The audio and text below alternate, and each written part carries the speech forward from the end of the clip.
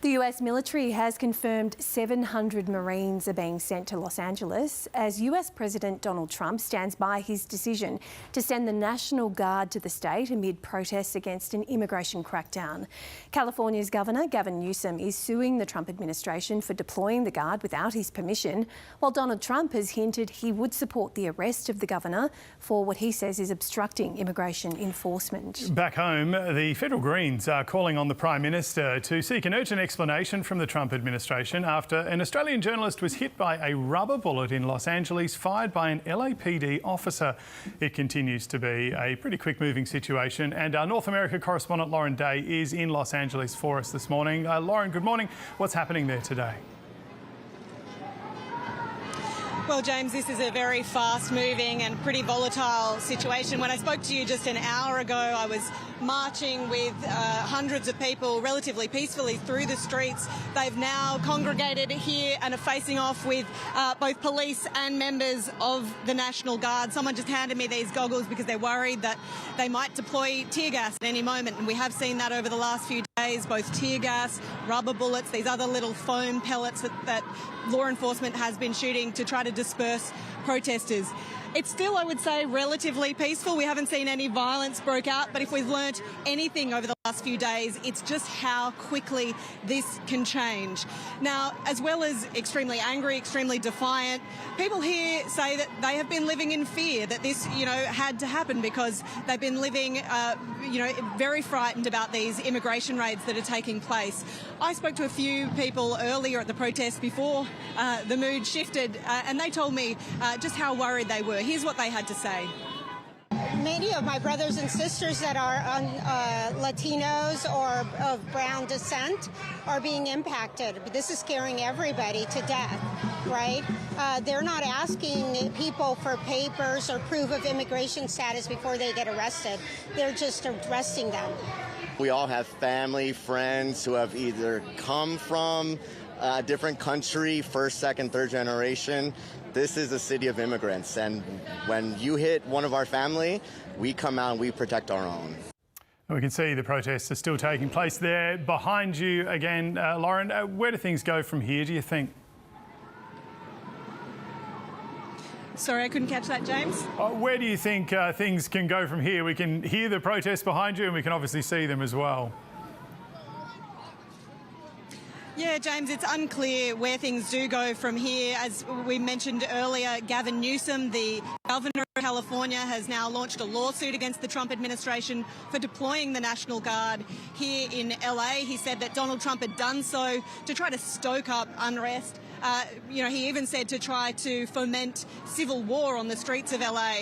Donald Trump, for his part, responded by saying that that's exactly what would have happened if he hadn't deployed the troops, that he has in fact saved LA from being completely obliterated.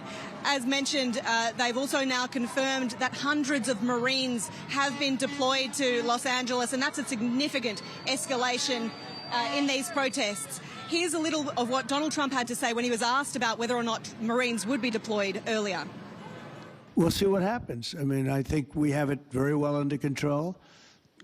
I think it would have been a very bad situation. It was heading in the wrong direction. It's now heading in the right direction. And we hope to have the support of Gavin, because Gavin's the big beneficiary as we straighten out his problems. So, James, as you can see, very, very fast-moving situation. We'll try to keep you updated. It's unclear what will happen from here, what impact those Marines will have on the mood, but it certainly does feel to be shifting here in LA. All right, Lauren, thank you for that.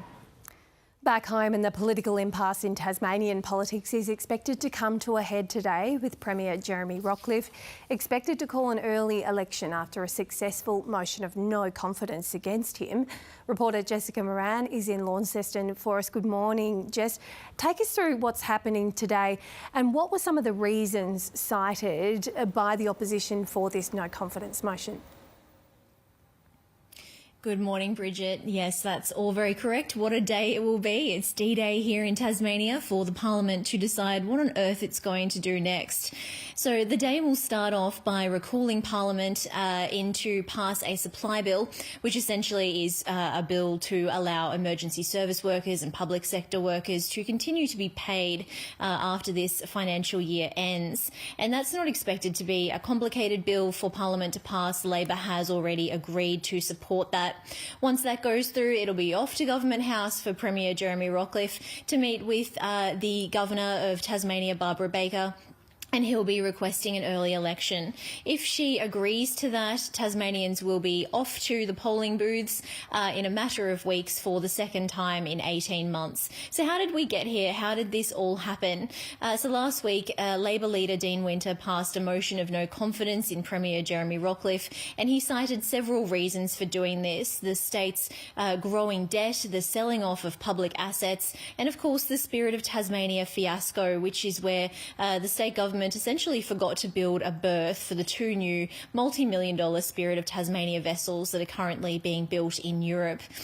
So that motion of no confidence was passed 18 votes to 17 with the support of the crossbench and the Greens. So it's also worth noting that if an early election is called, there is a lot of concern from the sporting community about what that will mean for the proposed Macquarie Point Stadium and the new AFL team for Tassie, the Tasmanian Devils. As we know, the team is contingent on the stadium being built, and there were some key decisions that were needed to be made in terms of timelines and building approvals that were meant to go through Parliament in the coming months. So that's all up in the air if Tasmania does go to an early election. So all eyes are on Tassie at the moment to see how this plays out. Yeah, and do we know what the steps are now to an early election, and are there any other options on the table, Jess?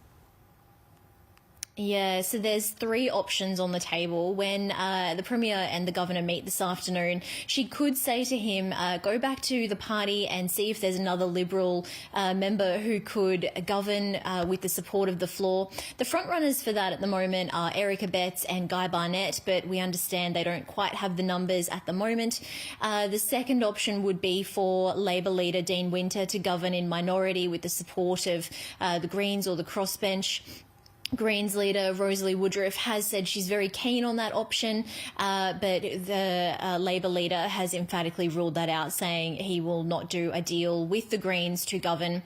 And of course, the third option is what we're saying is the most likely option here, is that we will go to an early election. But time will tell. Watch this space. Who knows what a day in Parliament here can bring. So, yeah, we'll have more information after the meeting this afternoon. Yeah, fascinating scenes there in Tassie. Thanks very much, Jess. Let's get some more news now. Emma's here with us. Thank you. The Northern Territory's largest Aboriginal legal service is calling for an emergency intervention into the justice system after the deaths of two Indigenous men in police custody. Government data shows half of all prisoners in the NT are on remand, and that follows the passage of new bail restrictions. The North Australian Aboriginal Justice Agency says the situation is leading Indigenous people to become more fearful of law enforcement. Researchers in Melbourne are developing a world-first blood test that could revolutionise the diagnosis of coeliac disease. The current method requires patients to eat a gluten-rich diet to assess whether they experience an immune reaction. Walter and Eliza Hall Institute researchers say a blood test would lead to faster diagnoses and could also overcome the need for invasive gastroscopies. Good news for anyone about to jump on their bike to head to work this morning in the very cold here. New research suggests cycling to work could help reduce the risk of dementia. A team of researchers, including those from the University of Sydney, looked at data from almost 480,000 participants. They found active travel mode, particularly cycling, could be associated with better brain health and lower dementia risk. A New York judge has dismissed a more than $600 million defamation lawsuit brought by US actor Justin Baldoni against his former co-star Blake Lively. Baldoni launched the countersuit after his It Ends With Us co-star filed a legal complaint accusing him of sexual harassment.